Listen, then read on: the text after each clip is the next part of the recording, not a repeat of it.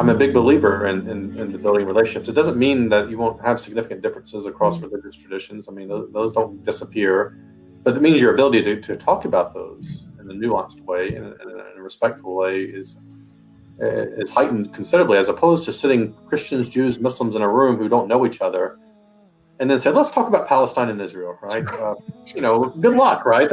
I've never seen that work without the relationships being forged first. That conversation doesn't get easy once the relationships are forged, but there's a trust that develops that enables you to tackle the more difficult, pressing issues. This other question about relationships that comes to mind, and this is just a personal thing.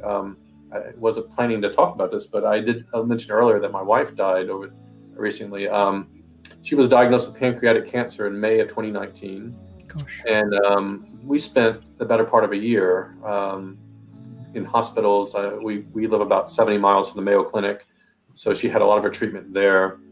But she was hospitalized in the course of a year, probably about 18 times. I'd lost count at a certain point. It was, pancreatic cancer, for anyone watching, it's brutal. The treatment is still far behind, lags behind other cancer treatments that have progressed a lot, over the years. But it's a very difficult cancer to manage, and we spent, again, a lot of time in hospitals, including times that normally would be holidays. So over the Thanksgiving is a holiday in November in the United States, and my wife was in the hospital on Thanksgiving Day last year. She was in the hospital on Christmas Day last year. 2 separate hospitalizations, actually.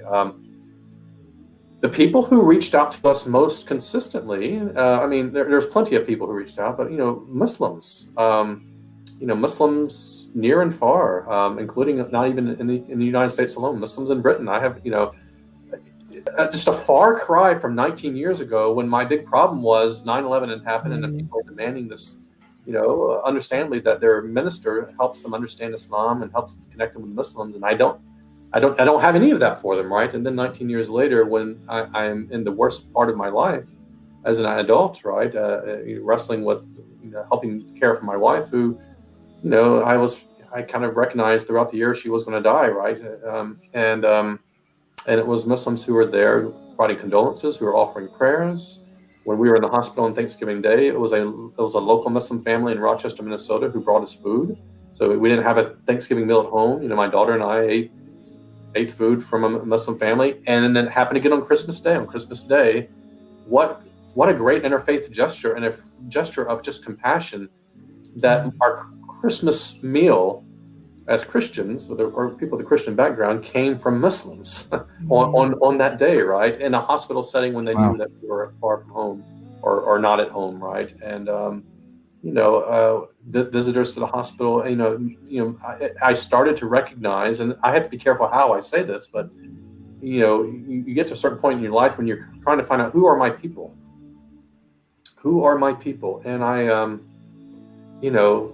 it was very clear to me, compared to 19 years ago, that my people, the people I connect with, the people who I know are there for me, include a lot of Muslims, even though I'm not myself a Muslim, right? But I was treated as I belonged to this larger family, and it was extraordinary, and it's something I'll never forget, right?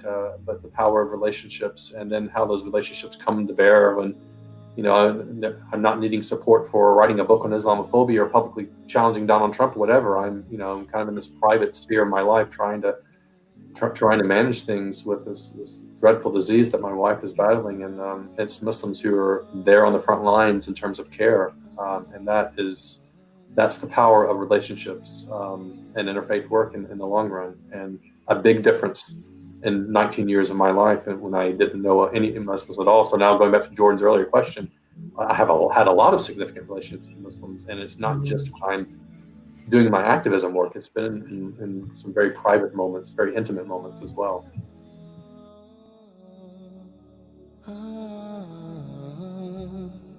Oh